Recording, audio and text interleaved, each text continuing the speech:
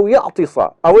أن يصيح من ذلك دنجش جرياني ليوبي أو يعطس يان بفجمي أو يبكي يان من ذلك بقرية لا حالته شي واكوات أو من ذلك كاتق للدايق بو قيجيك واقع شيء بيدابي ياخذ من ذلك بفجمي يعني ياخذ أو من ذلك بقرية أو نشانة أو مضالبة تندرست الشتاء أو هات الدنيا كواتا ما في ميلاد قلتني لدايك وباوك خوي دكري يعني لو كانت من ذلك دايك بمري بابي بمري ميلاد لدايك وباوك خوي دقريتن يك يشتر لو خالاني كوا ما في من ضال بريزان وخوش ويستان هلا قال دايك بوني من ضال براسي بيويستا او دايك وباوك دل خوش من بوني او من ضالا زور بداخوا عندك دايك وباوك هيا كاتك من ضالك هيا دبي زور پشیمان دبنەوە پرسیار دەکەن لەو مامۆستا لە ئەو مامۆستا ئەرێ منداڵێکمان بۆ کوبی توێنین دەمەشا بکە یعنی نازانی ئەوە قەتلە منداڵێک دایک بووە تەواو بەبێهۆ منداڵ لە چواندن گوناحێکی زۆر گەورەی قەتلە مەگەر دکتۆرێکی پسپۆری شارەزا بەو دایک و باوکە بڵێ ژیانی ئەو دایکە ئەگەر ئەو منداڵی بی ڕەنگە ئەو دایکە بمری يعني ببت سببي لناوتوني او من دالي يعني اندامتي لشي او افرت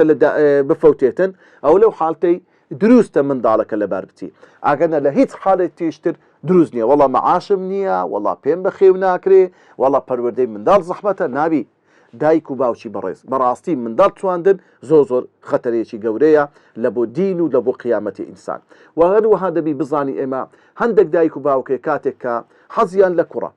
كاتك كتيان دبي نيوتوانيان قرش دبي كأو صفتك جاهليتي بيش هاتني إسلامه وكو خواي قرف وإذا بشر أحدهم بالأنثى ظل وجهه مسودا وهو كظيم كاتك خلتي جاهليتي بيش هاتني إسلام مجينيان بي بدرابا خبريان بي بدرابا كتيك دبوا ظل وجهه مسودا نيوتواني قرش دا دبو لعجمة رجدا دقرا وهو كظيم دلي بردبو لقينو لغضبو توربون برامبر بو من ذلك بوا أي يمسكه على هون يان دبا بسر شوري بستونا وقبيلك تركبوني من ذلك لكن نوان عيبو عاربو أم يدسه في التراب ياخذ دبا زين دبا طالي بكاو جير خاتي بكاو بي لنايبا بيسو نيهيل توا لكن أخوي بزانتا مشابك أوس كواتا إيستاش والله عندك دايكو باوكيا لسردمي جاهليتي بيش هاتني بيغنبري خوا صفتي خراب تريان هي من ذلك دبي وكو تعزيه باريه او باب اللي خوار دكا نيوتواني قرش دكا لو كرد بوه لو كتد نبوه لو كتد بوه لو كرد نبوه بابا وخو بدستي بندو انسان كان نيه كوات اللوي بزانته مشابك خواي سبحانه وتعالى لقراني بيروس كباسي لدايق بوني عيسى بيغمبر دكا ده فرمي فنادته الملائكه وهو قائم يصلي في المحراب ده فرمي خواي سبحانه وتعالى بانجي زكريا كرد لو كاتدا لپرستگاكي خوي عبادتي خواي دكرد ونويجي دكرد أن الله يبشرك بيحيى أي زكريا خواي قول مجيريت بيدا بخشي ببوني من ذلك كيحيايا أو يحيايا مصدقا بكلمات الله بكلمة من الله كبرازدانري كلمة كللاني خواي قولوا وسيدا ودبيت كسجي قورا وحصورا ونبيا من الصالحين وكسجي أو تدبي كسجي خو باريز دبي لقناهان ودبيت بيغمبرك لبيغمبركاني خداي قورا خواي قور مجيني دبخشي كوان خواي قور سبحانه وتعالى لآيات اشتد فرمي يا زكريا إنا نبشرك بغلام اسمه يحيى أي زكريا أيما مجيني بيدا بخشين ببوني من دارك كناوي يحيى كواتا ليردا دايكو باوكك من داليان بو پیرۆزبایی لێ بکەن واروەها ئەو خۆشەی خۆیان ڕابگەین بە خەڵکی تر سنەتە شتێکی زۆر چاکە کە ئینسان دڵی خۆش بی بە منداڵێکی بووە کچ بیان کوڕ بیتن لێ تەمەشا بکە پێغەمبەری خوا صلی الله عليه وسلم فێرمان دەکا کاتێک منداڵێکمان دەبی بە دوعایەک بە ذکرێک پیرۆزبایی لێکتر بکەین لەو دایک و باوکە کە پێغەمبەری خوا صلی الله عليه وسلم کاتێک کە منداڵێک ببایە بەو دوعایە پیرۆزباییان لێکتر دەکرد وەکو لە حەسەنی بەسڕی دەجێڕنەوە بورك لكم في الموهوب خواي قول بركت بدات او من ضاليكوا بيتان بخشراوان وشكرت الواهب اي دايكو باوك ايوز ان شاء الله لو استن كوا شكرانه بشري أو خداي بخشر بكن كأو من ضالي بأيو بخشيا ورزقت بره أي دايك باوك خواي قورة ساكي أو من ضالت بقسمت بكا وبلغ أشده وأو من ضالة بي بقى وبقى تتمنشي أو تو كوالا سر بي خوي راب وستيو ببيتا پشت لبو دايكو باوكا كواتب مش جديدان حتى كاتي پیغمبر خواد دايق بو صلى الله عليه وسلم عبد المطلب باپيري پیغمبر طبعا پیغمبر باوشي نمابو زاريتي هبو هات مش جيني دا عبد المطلب وتي أي عبد المطلب كرة كتابوا يعني نوية كتبوا كمحمد كبيغمبر خوابو صلى الله عليه وسلم عبد المطلب هندردري خوش بو زاريكي خوي آزاد كرغوتي برامبر بو مجيني خوشي كدايت تبن كوات مجيني بخشي تدايكو باو كاتك كرة چيان دبي كتسا چيان دبي بخلشي رابقينن كوا كاك خوا كرة چي بأيما دايا شكراني خواي قولي لسب كان وخلشش بيروز بايان ريب كان اوشتا زوزو تساكا بيويستا والكل آيات القرآن دا هاتوا خواي قولي بقوري خوي مجيني دايا بزكريا بوشويا وارو يكيشتر لو كاتك من دالك لدايق دبيتن بانقدان بجوي راستي من دال واروها قامت كدن بجوي تسبدا اوج امامي احمد ابو داود وامامي ترمذي رحمة اخوان اللي بيدا تشرتو دفرمي فاطمة كاتي حسني كري علي بو حسني كري علي لدايق بو دفرمي بيغمبري خواه صلى الله عليه وسلم او بانقي لبو نويش دخوين دري ودكري لبن جويدا خوين طبعا لبتسي بانق لبن جي من دال بدري وقامل لبن جي تبي بكري بتايبت بانقك زيادة التأكيد اللي كرايتوا هندي لزانان دفرمون قامت كردن لبن جي تب حديثة كي ضعيفة طبعا بانقدان لبن جي من دال اويا يك لدروش مكاني اسلام بانقا قورترين دروشمي اسلام بانقا كاتق لبن جي او من دالي دكري يك من شت او من دال دسنا ناو جيت ككاني الله أكبر لا إله إلا الله أشهد أن محمد رسول الله حي على الصلاة وحي على الفلاح دبيتن يكيشت اللوانا أو من ذلك اللدايق دبيتن أويا كوا لحديث پیغمبر هاتوا صلى الله عليه وسلم دفر بي پیغمبري خواه صلى الله عليه وسلم هر شوينك بانجي تدا بدري الشيطان لو شوينه رادك هردي لو يكبان لمن جي أو دو من دالا أو من دالا دريتن دفرمي الشيطانيش لبن لو شوينه هرديتو لمن دالك دور دكوتوا وهروها يكيشت لوانا بريزان وخوش سويستان لسود قازان زكاني بانك اوهي كوا او من دال وادكاتن كوا سودشي كاريغري دبي للايني نفسي للايني مثلا بابتك او من دال جي لو كلمان دبي رنگ ام حزب من دالتي نفامه بلان تأثيرتي دبيتن زور كذب تجربة كاتق من داليان بوا من دالك دانا يقول داغي طبعا من دال عمري روجا دو روجا دانا كاتق بانك دكي بانكي لبن جيدي راستو خو او من دال الروي ودي جيري لو لاي او كسي كبانكي لبن جيدا تندين دار او تجربه كلا ديار او من دار هستتي هي لقر او بانكا انت خوش ويستانو بريزان كواتا لو كاتدا انسان كبانك لبن جي او من دال الداتن براستي او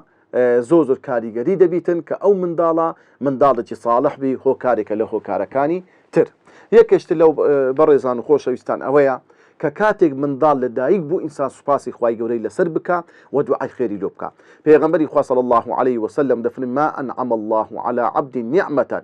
من اهل او ولد فيقول ما شاء الله لا قوة الا بالله فيرى فيه آفة دون الموت پیغمبری خوا ده فرمی صلی الله علیه وسلم حدیثی که حافظ ابو یعلی موصلی لمستندکی خوی هنای تو ده فرمی نهاتی خوای گورا نعمتك لقر عبدكي خوي بكا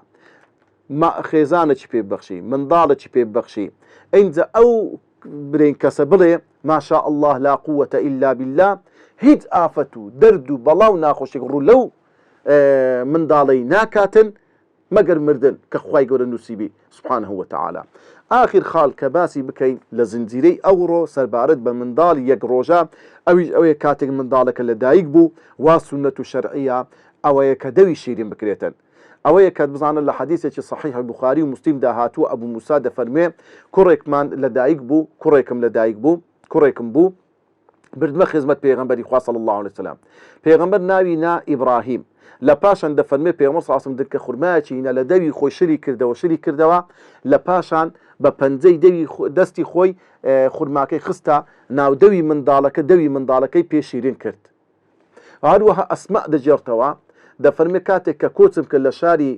مەکە لە بۆ مەدینە دەفەرمێ کوڕەکەم بوو لە ڕێی مەکە کوڕەکەم بوو کە هاتمە ناو شاری مەدینە ئەو منداڵە بچووکم یەکەم منداڵ لە دوای کۆچ کە لەدایک بوو ئەو عەبدوڵای کوڕی زوبەیر بوو کە دەکا کچی ئەسما خوشتی عائیشەی کچی ئیمامی ئەبوبەکرە دەفرن بردمە خزمەت پێغەمبەری خوا صلی الله علیه وسلم ناو کۆچی پێغەمبەرم دانا پێغەمبەری خوا صلی الله علیه وسلم داوای دنکە خورمایەکی کرد دنکە خورمایەکەی شل کردەوە لە پاشان دەفەرمێ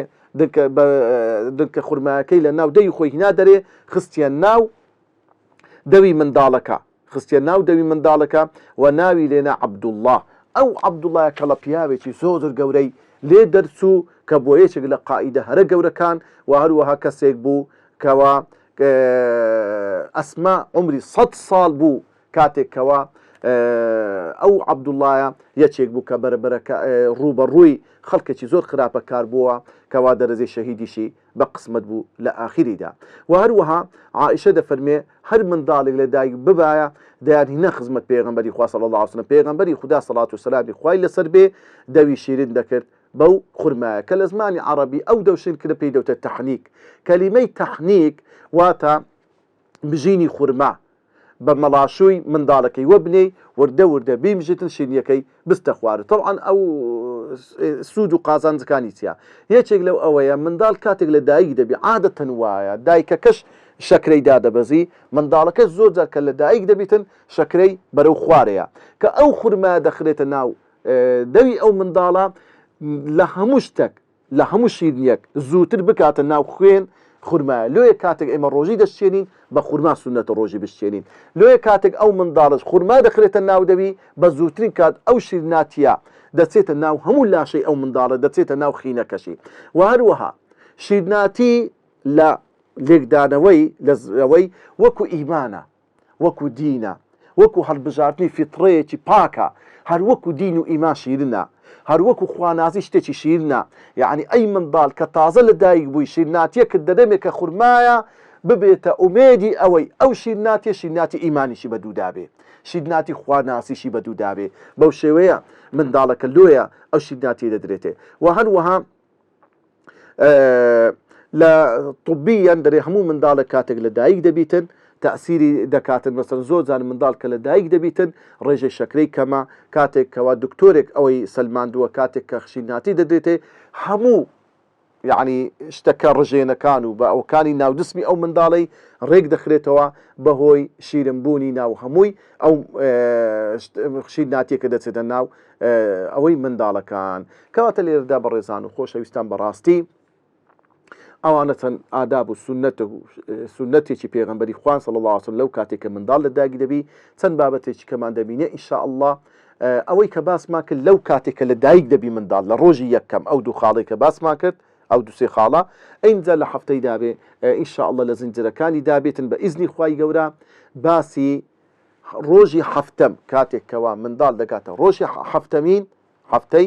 ئەو دە چەند کارێکتر هەیە چەند سونەتێکتر هەیە پێویستە ئەنجامی بدەین لە بۆ منداڵ بە ئومێد و ئاواتی ئەوەی خوای گەورە سوبحانەهو وتەعالە ئەوەی وتمان و ئەوەی کردمان خوای گەورە لێمان قبول بکە ببێتە توێشووی ڕۆژی قیامەتمان خوای گەورە میزانی حەسەناتمانی پێ قورس بکە و صحیفەی ئەعمالمان پێ پڕ بکاتەوە لە چاکە و خوای گەورە لە گوناحەکانی من و ئێوەش خۆش بیتن دوعای خێرمان لۆ بکەن دوعای خێرتان لۆ دەکەین خوای گەورە منداڵی صالح باش بە قسمەتی هەموو لایەک بکە خوای گەورە منداڵەکانمان صالح بکە وصلى الله على سيدنا محمد وعلى آله وصحبه أجمعين